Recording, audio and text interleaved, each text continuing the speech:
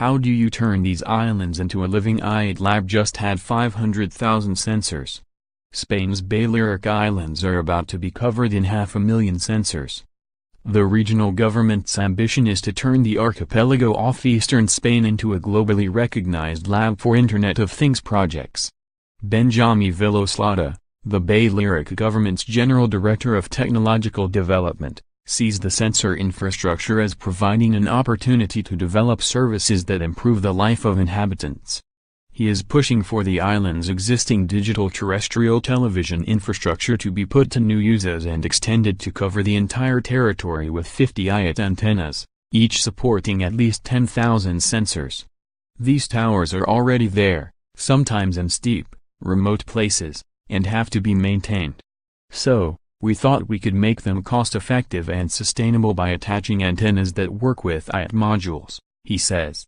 Villoslada explains that there are many ideas on the table, but city councils and other regional administrations need to develop them. We provide the connectivity thanks to long-range, low-power wireless platform, low-RA technology, and make the sensors visible through an API connected to Sentilo, the open-source platform for sensors and actuators developed by Barcelona City Council. Then, every project decides how to use this, he adds.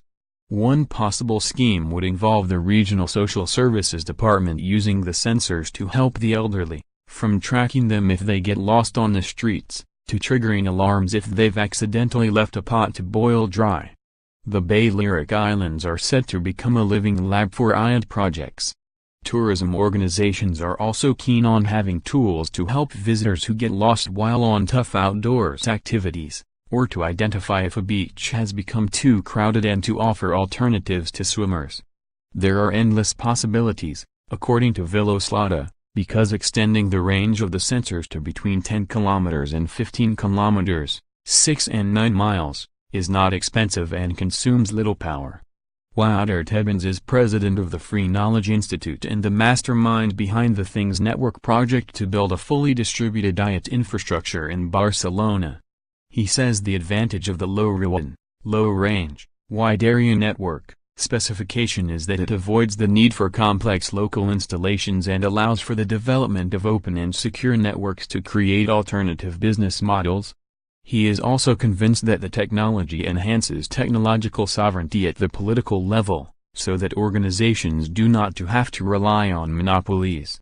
For Villoslada, this IoT infrastructure is in line with the Spanish archipelago's sun and data model and can help turn it into a lab for IoT technologies and products of the fourth industrial revolution. IoT will have a profound impact in our digital world. We have the elements to offer citizens a range of services that can be useful, he says.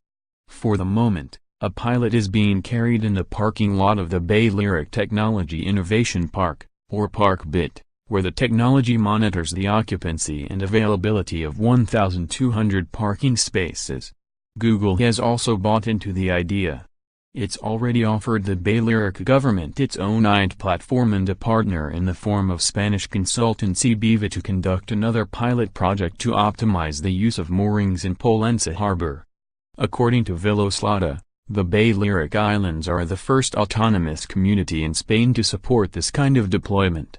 It's unlikely to be the last either, because some telecom associations have shown an interest in this approach. But Villoslada doesn't want to stop there.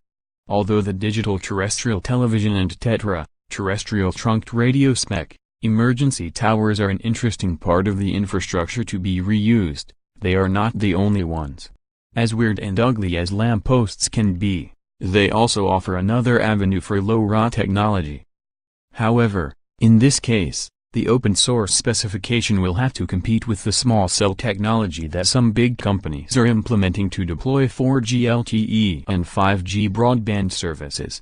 Sun, Sea, and open source, how Spain's Balearic Islands are trying to turn into a tech paradise from widespread open-source software used by its government, to improved connectivity on Mallorca, Menorca, Ibiza, and Formentera. The Balearic Islands are aiming to appeal to technologists as well as tourists. Spark announces low-ride network rollout across New Zealand. Spark has partnered with Actility to build a low-ride network across the country by 2018, with plans to also construct narrowband and LTE-M1 mobile